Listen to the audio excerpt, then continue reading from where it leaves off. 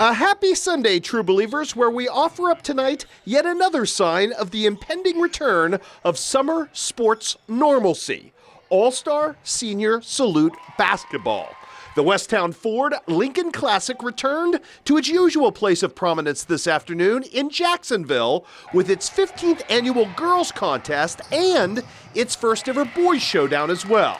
And we will start there, with West Central's Ryan Seasting leading Team Ford, which was made up of mostly teams from the southeast portion of our Illinois viewership, and Griggsville Perry's Garrett White directing Team Lincoln with teams from the northwest of West Central Illinois.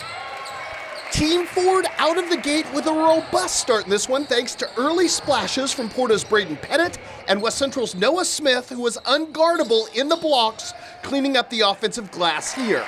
Team Lincoln, conversely, took some time to find its legs in this one, but Camp Point Central's Blake Eiler would jumpstart that process with kind of an alley-oop action right here, and Eiler, in advance of a huge baseball game coming up on Monday, moonlighting nicely on the offensive glass yet again for the follow putback. And then it's Payson's Logan Sparks showing his own resourcefulness on the glass to help cut the Ford lead at that point down to 4 points. But Team Ford would answer in this one with some defense and some Garrett Bell, the pride of Concord Triopia, with the steal. He kind of got a funny jump in this one. Otherwise, it might have been a sizable dunk. Got the inertia reestablished for his team.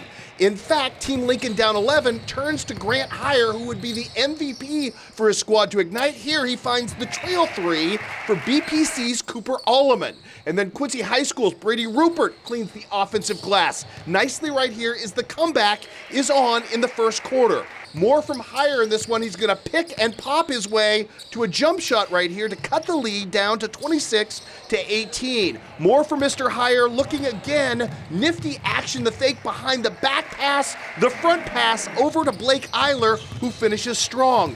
Then it's more from Heyer. He's going to hook up with Cole Taylor of BPC, and yes, the comeback was on, and it continued into the second quarter, where Illini West Cole Jackson hits this runner to reestablish. However, Team Ford looking to reestablish, back against it, Corey Ronan creating for Garrett Bell, who would turn out to get right here the easiest bucket of his day. Later, more goodness as Glory Zambele, kind of in trouble, never mind, finds a wide open Ethan Schlegel from West Central to finish right there. Eric Hively seeking to answer back his three, reestablishes momentum. Then more to come in this one. In answer, it's Braden Little from West Central knocking down a three of his own. Knowlton Klingel going to answer in this one as well for Team Lincoln with the triple as well. And then more from Brady Rupert, but in the end, Glory Zambele of Beardstown and Team Ford way too strong in this one. They get the victory 116-100 to claim the inaugural showdown in this series.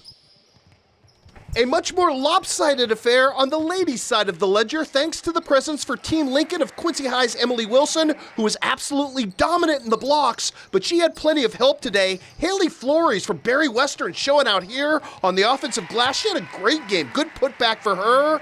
On the other side, Team Ford looking for any kind of counterpunching answer. Chloe Lemons would provide one here with the nifty interior move, but they were far too infrequent for that squad. Absolute dominance today. The Quincy High triumvirate big. Kate Chevalier with the swipe and the score right here for her squad. More to come. Mackenzie Durst with the knockaway. And playing for Zach Keene, these two in concert. Emily Wilson on the back end. She would be her team's MVP, but there was a lot of depth of scoring in this one as the lead would grow to 20 points in this contest. Cammie Conry from Menden Unity knocking down a triple for Team Lincoln as well. Haley Flores going to punctuate what would turn out to be an 84-70 victory for her squad as well.